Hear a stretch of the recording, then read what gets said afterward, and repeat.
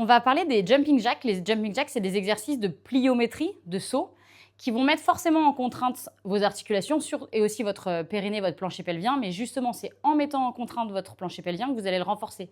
C'est pour ça que cet exercice, vous n'êtes pas obligé d'attendre la fin des 5 étapes pour le commencer. Vous pouvez tout à fait le commencer à partir de l'étape 2, 3, peut-être plus 3. Surtout, il faut l'aval du kiné ou du professionnel de santé avec qui vous travaillez. Sur une rééducation du périnée, idéalement, il faut que vous puissiez engager votre périnée avec ou sans sonde, en étant debout, en faisant des squats. Une fois que vous arrivez à faire ça, le jumping jack peut entrer dans la rééducation. Et au début, vous allez faire que 1 à 2 jumping jacks. Vous allez les faire surtout avec les mains, pour le moment, sur les épaules. Et au fur et à mesure, vous ferez avec les mains qui bougent. Donc, je vous montre l'exercice normal et après, on verra les adaptations.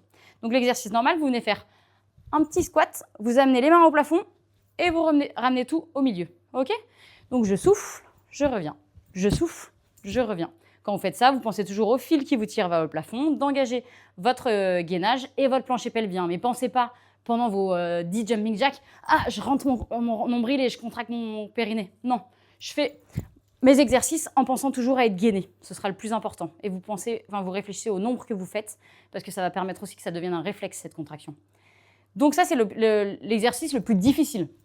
Au début, quand vous commencez par exemple à l'étape 2-3, vous allez mettre les mains sur les épaules, ça sera moins difficile pour les abdos de s'engager. Et vous faites la même chose, c'est-à-dire que je viens, hop, 1, 2, et toujours, je souffle. Ça va vous guider pour être gainé, le souffle et toujours le fil vers le plafond. Cet exercice, vous le répétez au début 2 fois et après, au fur et à mesure, vous allez pouvoir augmenter. Par exemple, si vous arrivez à tenir un rythme tous les jours, vous faites 2 jumping jacks tous les jours avec les mains sur les épaules. Si ça va bien, ok, au bout de 3 jours, donc à J4, je passe à 5 jumping jacks. À J7, ok, je passe à 8 jumping jacks. Et vous augmentez comme ça au fur et à mesure. Quand vous arrivez à faire 15 à 20 jumping jacks avec les mains sur les épaules, ok, alors je repasse à 10 jumping jacks avec les épaules et les 5 dernières, je mets mes mains comme ceci. Et au fur et à mesure, vous allez pouvoir augmenter de plus en plus le nombre de répétitions. Vous avez le droit de sentir une tension dans le plancher pelvien, dans le bassin, parfois même au niveau du pubis devant parce qu'il y a l'articulation qui peut tirailler. Il ne faut pas que ça devienne une douleur ni une sensation de trop grosse lourdeur. Mais c'est normal qu'au début, ce soit une sensation qui est différente avant votre accouchement. Et si vous avez des questions, vous vous rapprochez de votre professionnel de santé.